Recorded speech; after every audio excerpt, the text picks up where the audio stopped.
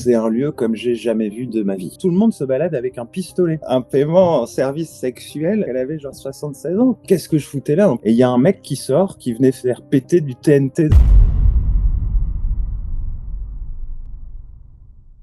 Générique. Je vais la refaire parce que je suis pas très bien réveillé et je suis pas sur les réseaux sociaux. T'es le premier à qui je partage.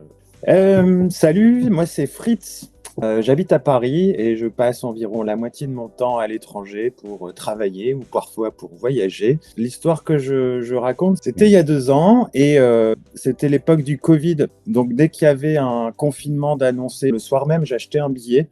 Et généralement, je partais le lendemain avant que le confinement soit effectif. Ça faisait 1 mois environ que j'étais en Colombie. J'étais parti en Colombie pour rejoindre un ami et puis travailler. À l'époque, je faisais des recherches sur le rapport que les indigènes pouvaient avoir avec la nature. Au total, j'ai dû aller 20 fois dans ma vie en Amérique latine. Je parle couramment espagnol. Et donc, effectivement, quand je vais voyager sur ce continent, c'est pour aller à la rencontre de choses alternatives. Je me suis dit, je vais aller en Équateur parce que l'Équateur, c'est un peu le pays où vivent des indigènes ayant une mentalité différente de la nôtre. Donc, au bout de quelques semaines, je descends tout doucement. Je pars à Cuenca, qui est une ville, et j'arrive dans le sud de l'Équateur. Et mon objectif, c'était d'aller rencontrer les Jivaros. Alors, je sais pas si tu vois qui sont les Jivaros, mais c'est dans Gaston Lagaffe, ceux qui coupent des têtes, réduisent les têtes en toute petite taille. Et je rêvais, voilà, de rencontrer les Jivaros. Oui, oui, c'est pas risqué, hein. Ils ont arrêté de couper des têtes depuis les années 80, donc tout va bien. Donc c'est dans une grande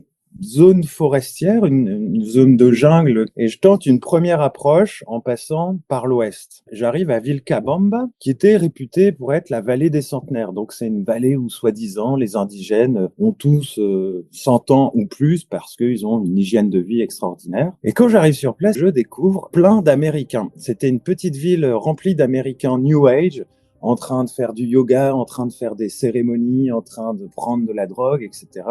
C'était insupportable. Mais avant de partir, je me dis, il faut quand même que j'essaye de rentrer dans le parc. On ne peut pas facilement rentrer dans la zone où vivent ces indigènes. Il n'y a pas de route, il n'y a pas de chemin. Habituellement, pour y aller, il faut y aller en prenant un fleuve. Sauf que là, c'était la saison des pluies.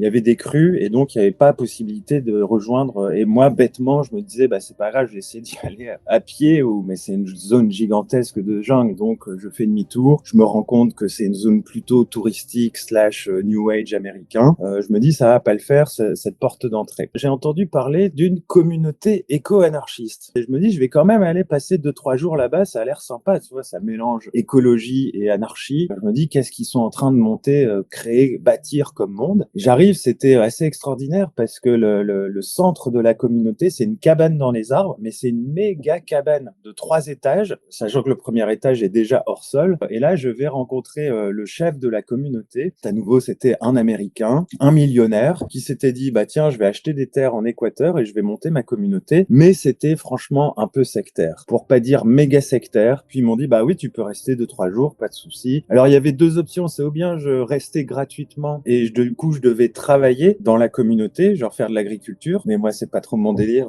et donc du coup j'ai payé pour dormir sans avoir à travailler. Le deuxième jour, je suis en train de me faire à manger le soir et il y a une mamie qui est dans le même baraquement que moi, genre de 75 ans. Elle venait d'arriver, elle venait d'Espagne. Je trouvais ça super courageux de sa part. Elle avait un problème avec son ordinateur et elle me demande de l'aide. Je lui file un coup de main et elle était super contente que je résolve son problème et du coup elle me dit, bah si tu veux en échange, tu peux venir dormir avec moi ce soir. Et elle me proposait un paiement en service sexuel alors qu'elle avait genre 75-76 ans. Et donc je refuse évidemment. Du coup je papote avec elle et je découvre que c'est la maman du mec, le fameux mec, et c'est elle qui m'a raconté un petit peu les choses. Et du coup, le lendemain, je suis allé parler au mec. C'est carrément un grand artisan de toutes les fausses infos qui tournent sur Internet. Tu sais, quand tu vas sur les réseaux sociaux, il y a plein de fake news. Et en fait, il crée toute la journée des fausses infos comme ça qui diffusaient sur Internet. Je rappelle, hein, on est en plein Covid à l'époque. Je crois que j'étais vacciné. Et là, ils avaient tous à moitié le Covid, mais ils disaient que c'était une fausse info. Ils disaient que le vaccin, c'était une mauvaise idée, que c'était les gouvernements qui avaient créé le Covid. En fait, fait, je me sentais pas très bien, ça sentait le lavage de cerveau. Donc finalement, je m'en vais et je décide de reprendre le fil de ma quête, de rentrer dans cette grande zone forestière où vivent les Jivaros. Donc là, je fais de nombreuses heures de transport en commun pour tenter une approche non plus par l'ouest, mais cette fois-ci par l'est. Donc là, on est déjà en bas de la cordillère, on se rapproche du bassin amazonien, mais la jungle se densifie de plus en plus parce qu'on descend de la montagne et donc il y a de plus en plus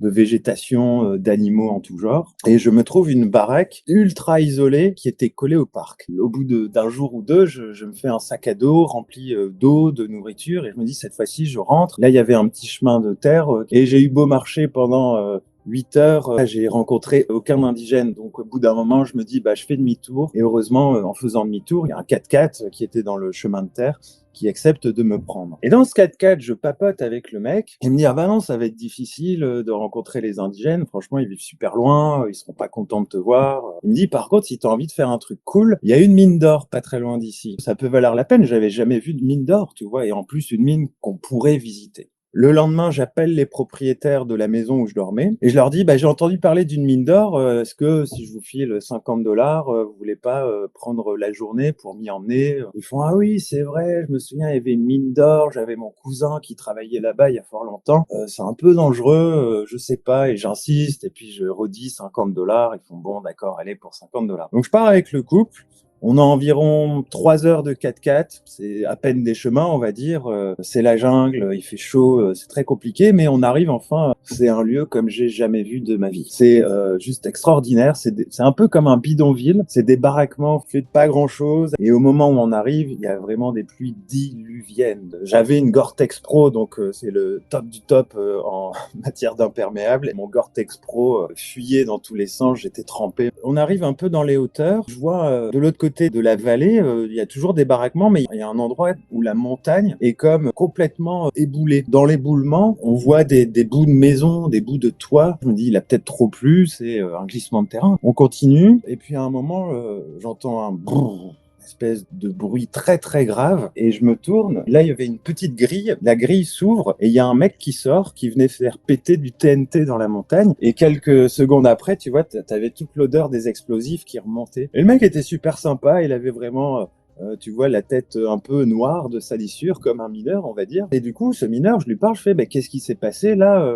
sur ce flanc de montagne qui est complètement éboulé? Il me dit, ah ça, c'était il y a 3 ans. Un des mecs a mis trop de TNT et ça a fait exploser la montagne. C'est une mine sauvage, c'est-à-dire qu'il n'y a pas d'autorité, il n'y a pas de régulation, il n'y a rien. C'est vraiment le Far West. Et c'est tellement le Far West que, en fait, tout le monde se balade avec un pistolet. Et c'est pour ça que c'est dangereux et que les propriétaires de la maison voulaient pas m'emmener, parce que quand tu trouves une pépite d'or, t'as plutôt intérêt à avoir un flingue. Il paraît que le soir, quand les mecs ont trop bu, il arrive souvent qu'il y a des bastons et qu'il y a un coup de feu qui parte et qu'il y ait un mort. Alors on continue la petite descente comme ça dans la vallée pour se rapprocher du centre. On a vraiment des installations qui datent de l'âge de pierre. Il n'y a pas de moteur, c'est fait en bois. Les gens, ils sont au tamis, au TNT. Enfin, c'est vraiment, ouais, comme on peut imaginer le Far West. Et puis à un moment, j'arrive devant une porte métallique. Elle s'ouvre et là, t'as un mec qui sort avec un casque tout bourré. Il était 15 heures, on va dire, et il titubait, etc. Et il fait « Oh, un gringo !» Tu vois, il y a pas de gringo, il n'y a pas d'occidentaux, d'européens qui vont là-bas. J'étais comme un animal de cirque. Qu'est-ce que je foutais là? En plus, tu sais, je suis très grand, très blanc, il n'y a que des petits latinos tout bruns. Et alors, le mec tout bourré, il fait « Oh, génial, un gringo ici. Attends, vas-y, viens, je vais te faire visiter ma mine. » On rentre avec les propriétaires de la maison, ils nous filent des casques avec des lampes, et c'était flippant. C'était des tout petits boyaux. Et le mec, comme il était bourré, on savait pas très bien ce qu'il voulait faire. Pourquoi il nous emmène dans sa mine? Est-ce qu'il va nous couper la gorge? Tout le monde a un flingue et que c'est ultra violent.